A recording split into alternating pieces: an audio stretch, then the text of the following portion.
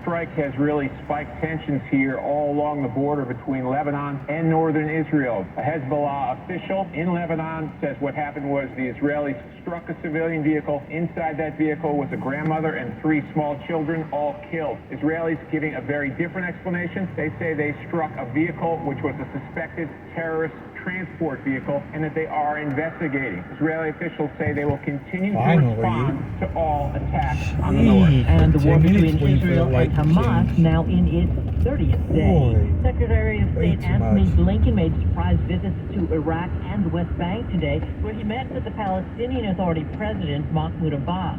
He says he wants to stop the expansion of the Mideast conflict and save the lives of the over 200 hostages. We are intensely focused. The United States, Israel, every other country that has one of its citizens being held hostage by Hamas to bring them home. Blinken is now in Ankara for meetings with Turkish authorities.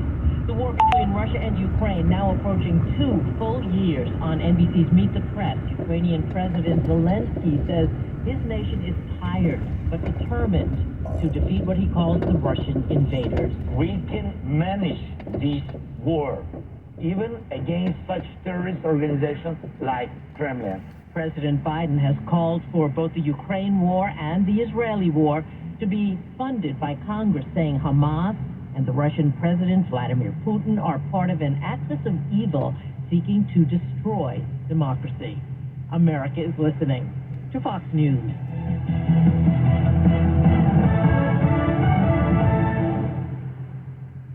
I'm Dana Perino, co-host of The Five and co-anchor of America's Newsroom. Join me for my brand new podcast, Perino on Politics. Listeners of Everything Will Be Okay will gravitate toward this podcast too. Every Monday, I'm going to talk to people I trust in politics as they tell me what they're seeing and thinking in the 2024 election cycle. As they prep me to cover the upcoming election, they'll prep you, the voters, too. Make sure you subscribe to this series on FoxNewsPodcast.com or wherever you download podcasts and leave a rating and review. Well, they say there are certain things that shouldn't be brought up at the kitchen table, but not here at the Duffys. So pull up a chair and join me, Rachel Campos Duffy, and me, former U.S. Congressman Sean Duffy, as we share our perspective on the discussions happening at kitchen tables across America. And we're going to share some real-life solutions as well to the everyday issues that you all talk about. We're going to talk about some of those things that we agree on. And some we don't. Fox News Podcast.com or wherever you download podcasts. Yeah, it's too... Thousands of pro-Palestinian protesters raging in D.C. before descending on the White House, chanting Allahu Akbar while cursing President Biden and Israel. You would think tens of thousands would turn out demanding a ceasefire in Gaza would make the cover of the Washington Post, but interestingly, it doesn't. The lead story is about climate change in South Sudan, and it perhaps isn't there because their other main message is to turn out in front of the White House, as they did to accuse President Biden of genocide for supporting Israel. And by the way, the crowd didn't want to talk about the events on October 7th. While the president was in Rehoboth Beach, the message has got to have been heard out there because this is now going to be an issue that he's going to have to deal with. Fox's Griff Jenkins. When voters go to the polls this week in Virginia, access to abortion could be on the line if Republicans win back the legislature. Virginia, as of now, is the only southern state where finding great candidates to hire can be like, well, trying to find a needle in a haystack, but not with ZipRecruiter. Its powerful technology actively finds and invites qualified candidates to apply to your job. So while other companies might deliver a lot of hay, ZipRecruiter finds you the needle in the haystack. See why 4 out of 5 employers who post a job on ZipRecruiter get a quality candidate within the first day. Try ZipRecruiter for free at ZipRecruiter.com/free. That's ZipRecruiter.com/free. Estrogen thermometers are the smart choice when selecting a thermometer. With children back at school, keeping them healthy is important. Got a fever? Stay home. To detect fever accurately at home, you need a fast, non-invasive, and clinically accurate thermometer. The estrogen thermometer is backed by over 100 clinical studies. Accuracy matters. Be smart and safe. Measure accurately with estrogen thermometer. Available at Walmart and other participating retailers. Learn more at estrogen.com. That's estrogen.com. Okay, play. Okay, this is the evil plumber confrontation scene, okay? All Britain plumbing TV commercial, take 1. And It was a dark night in Fresno. Andrea and Eddie were calling it a night at Albritton. Then they walked in. Evening, folks. Going somewhere? Andrea? Who are these guys? They work for that other plumber, Mr. Ripoff. It's pronounced Ripoff. It's Ripoff, Wyatt. Ripoff plumbers don't like Albritton plumbers, making us look bad. So now... Okay, hang on. Kat, what's wrong? This seems silly. I love it. But Andrea, we could just tell people at Albritton we're expert leak detectives. To solve your plumbing mystery, just call Albritton. I don't know what that was about. Brandon. All women, too. Don't know what that... who it was aimed at. Because there's no one else see about me. So...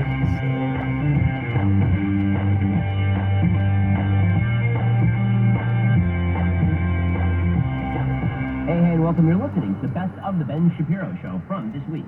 Today's show is sponsored by ExpressVPN. Do you like your web history being seen and sold to advertisers? No? Me neither. Get ExpressVPN right now. ExpressVPN.com/Ben Shapiro.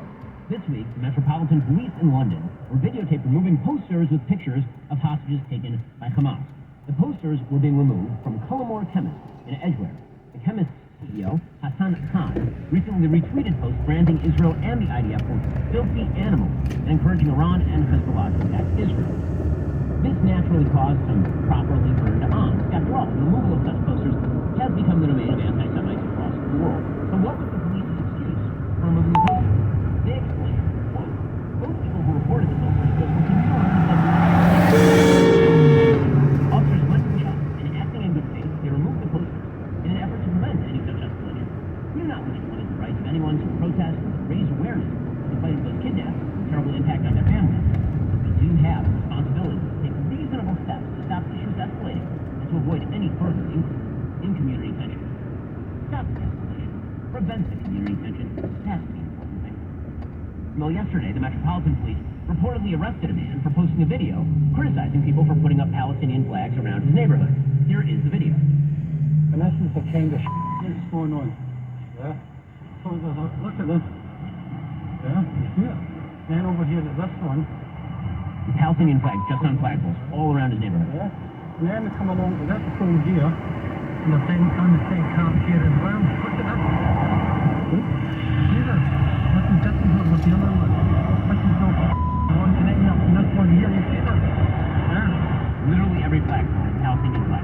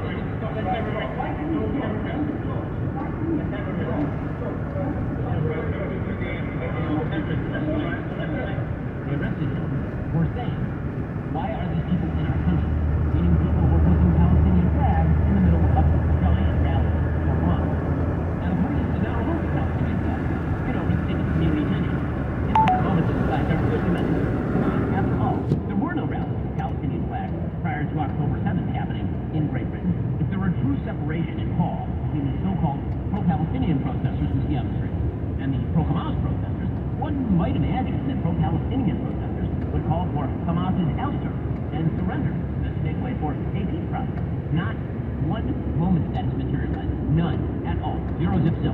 But British police didn't touch the flag.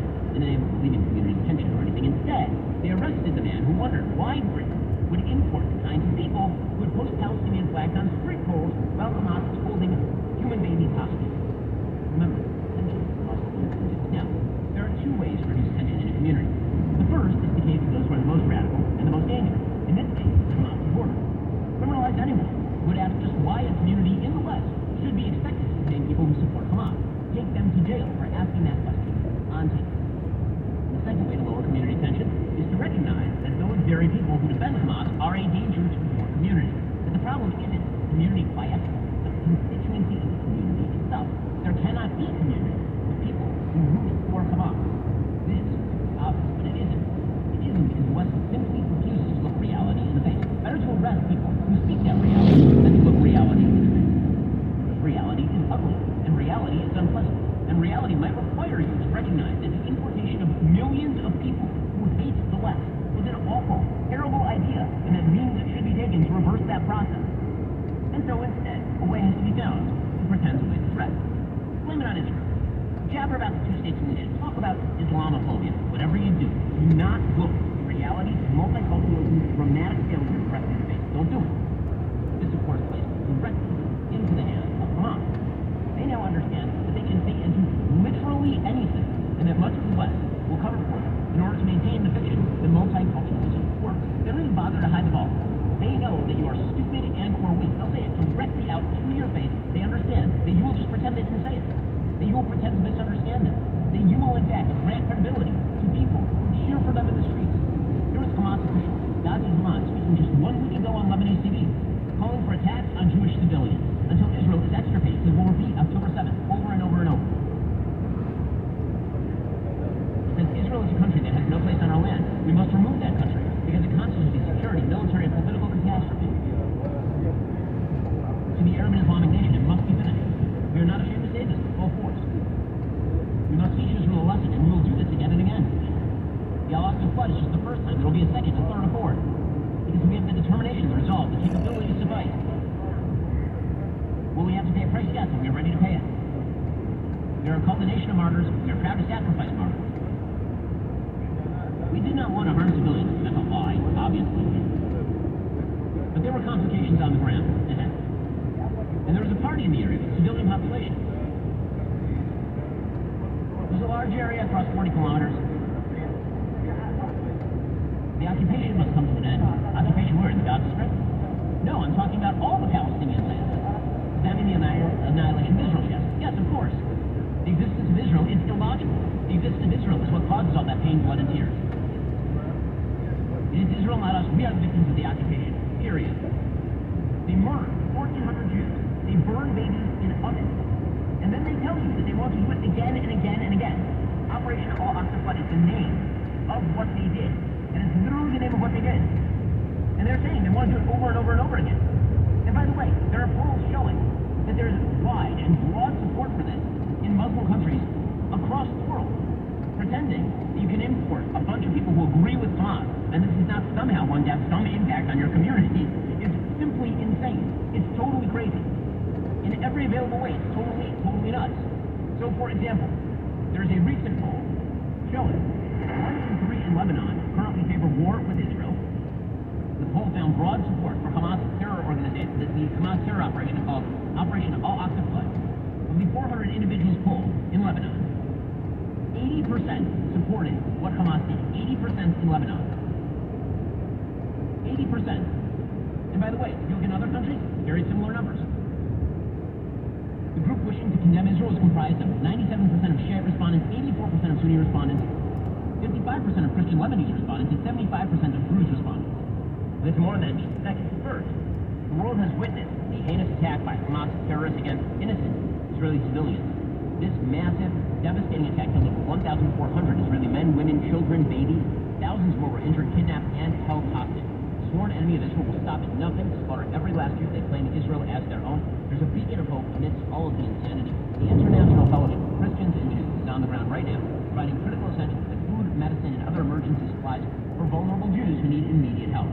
But the need is massive, it's urgent. This great organization needs your help right now. To donate, please go to benforthefellowship.org and give as generously as you can. Write it down, benforthefellowship.org. And there's tremendous need in Israel right now. People are at the front right now. Most of the population of military age has been called up. A lot of families in need right now. International Fellowship of Christians and Jews is helping. Go to benforthefellowship.org. Again, that is benforthefellowship.org. Give as generously as you can. benforthefellowship.org. Go check them out right now. I personally appreciate it. Again, Hamas, to say it right to your face, to say it right to your face, to say no that you're weak or stupid. Here was Hamas official Abu Marzan telling our team that Hamas has no interest in protecting civilians. While the entire West caterwauls about Israel and what Israel is doing to the horrible crimes they're committing against Palestinian civilians, the literal governing power is saying they have no interest in protecting their civilians, and in fact they want their own civilians to die. Here is, again, a member of Hamas explaining Abu Marzan's statement. Of course, as many people are asking,